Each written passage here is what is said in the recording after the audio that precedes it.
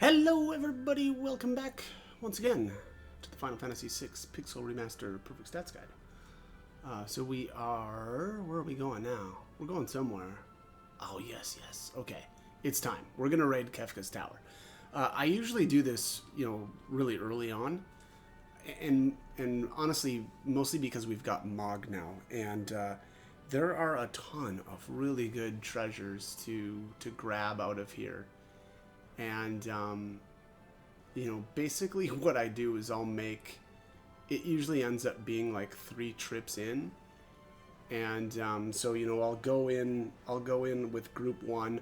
Unfortunately, with group 1 you can only go so far, and then you actually need group 2 to activate a switch for you in order to continue. And so without and honestly, I still wanted to do I wanted to avoid, a lot of the formations and not get into random encounters. So, constantly resetting in here gets really annoying. But yeah. Anyways, we don't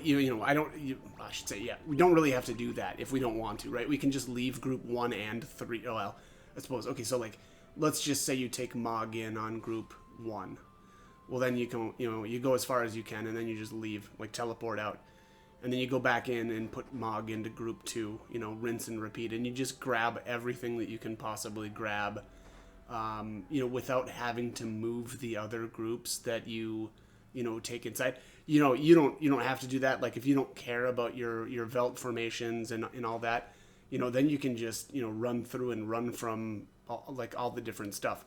The only snag that you'll run into is group 3 has to fight a pretty rough boss, which is the Inferno. And I actually save that boss battle for a little while later. But at least I wanted to toss that out there. But all right, so we made it into the basically the spot where we have to stop there with group 1. And then so again, group 2 will actually have to step on a switch for group 1 to be able to continue on. It actually looks like I might do that. And then there's the Minerva Bustier. So that is a very, very good pickup for this point in the game. I mean, again, I actually really recommend doing this because it may seem a little bit lame, right? We're coming to the final area of the game to grab the treasures, but that armor specifically, I think that's the best armor in the game. Now, unfortunately, it's only Terra and Celeste that can equip it. But it really makes them kind of, well, I don't know about monsters, but it makes them very, very safe.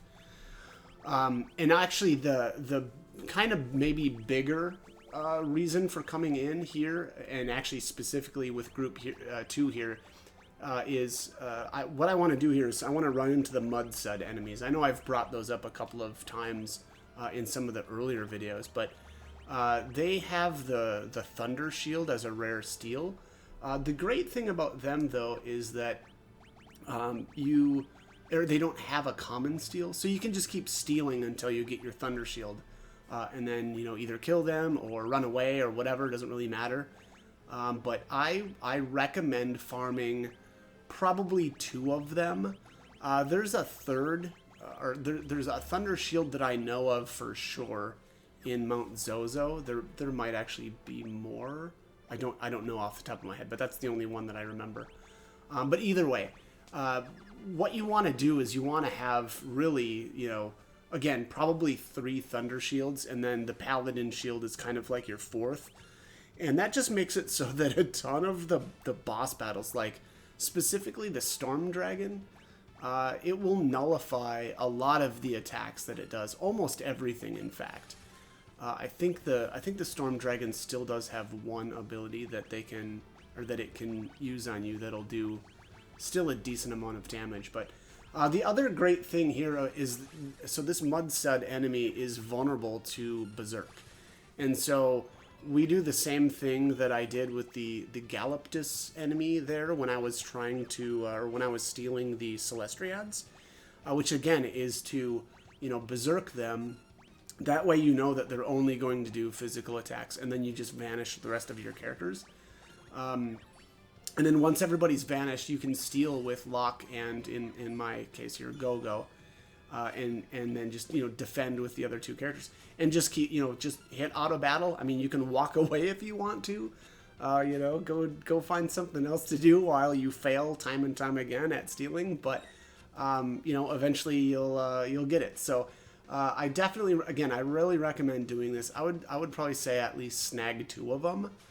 And the other great thing is that they're not like super rare here by any means. The Muud Suud is found here with, I think, 1 other encounter for sure. I don't know if there's any more than that, but I think it's like the mover enemy or something like that. But yeah, anyways, so his encounter rate is really high, so we don't have to do anything, or we don't have to worry about like, I don't know, like manipulating the Velt in the way that I did for the Galactus, again, because it's not a super rare encounter by any means, so you can just zip around here until you find him and, steal till your heart's content. But also, again, he doesn't have a common steal anyway, so,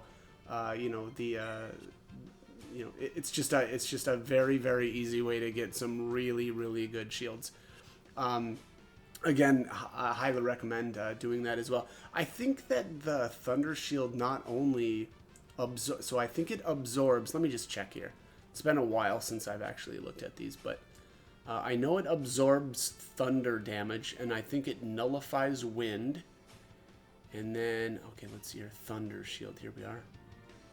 Okay, absorbs thunder, negates wind, halves fire and ice. So, again, very, very good shields. Now, if I'm going up against something that's going to do fire damage, though I'm probably not going to be equipping a Thunder Shield, I'll swap in a Flame Shield instead. But, again, I mean, just really, really good shields. So, again, I definitely think that it's worth, again, at least snagging 2 of these here. I suppose if you don't have a Paladin Shield yet, or you don't plan on getting it, or who doesn't plan on getting it though? But you could steal a 3rd one, I suppose, if you really felt like you needed to. But anyways, that is my take on the Muud Suud, and we gotta be almost getting it here. I can't believe I didn't cut out a bunch. There it is. All right, there we go. Also, by the way, so again, my Locke is 24, Gogo's 26. They both have Thief Bracers. Let's just see here. What enemy, or what level is the Muud Suud here? He's probably a bit high to be trying to steal from. Let's just see here. 54. That's not too bad. That's not, that's not like super out of line or something like that. But, whatever. It wasn't too bad to get that from him. But all right. Anyways, let's keep on going here. I'm also, by the way, I don't think I end up killing any of the dragons this time. There's the Force Shield. Force Shields are amazing shields. Very, very high, and the Force Armor as well. Very high magical evasion. So very good stuff. There's another ribbon. At this point, I think I already had 4, maybe that one might be the 5th one, maybe. I can't really remember, but anyways, I think, is this next room the dragon room? Yeah, it is. I pass him up for now.